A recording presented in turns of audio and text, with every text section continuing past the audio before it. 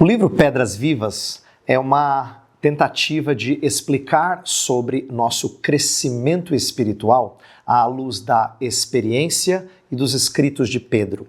Nas duas cartas que Pedro nos deixou no cânon bíblico, ele fala sobre crescimento espiritual. O último verso da segunda carta diz: antes crescei na graça e no conhecimento de nosso Senhor e Salvador Jesus Cristo. Então, ele exorta como última palavra o crescimento espiritual. Na primeira carta, ele fala que como crianças nós devemos desejar ardentemente o genuíno leite espiritual para crescimento para a salvação. É isso que ele diz em 1 Pedro capítulo 2. Então, nas duas cartas ele menciona o tópico de crescimento e a partir desse tópico, o que eu detectei é que Pedro trata de vários assuntos dos quais nos evangelhos nós sabemos que ele mostrou algum grau de imaturidade ou necessidade de aprendizado.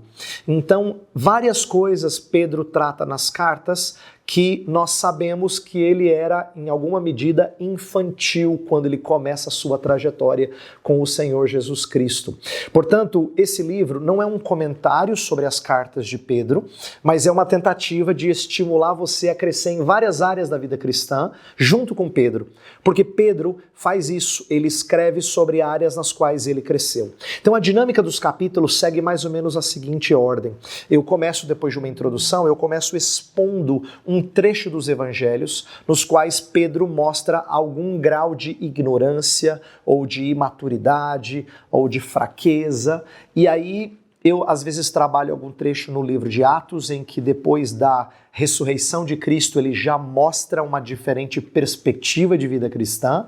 E eu termino com a maior parte de cada capítulo tratando desse tópico numa das duas cartas escritas por Pedro. Então, primeiro, a dinâmica do capítulo é primeiro mostrar um Pedro imaturo e depois um Pedro que cresceu e escreve sobre esse assunto para o nosso crescimento. Então, sempre há uma interação entre o Pedro antes da ressurreição e da maturidade que a vida cristã pós-Pentecostes vai lhe dar e um Pedro já escrevendo como apóstolo maduro no final da sua vida para os fiéis de todas as gerações posteriores a ele, não é? Então, é basicamente isso que trata o livro. É uma investigação da vida e obra de Pedro a partir da referência de crescimento espiritual.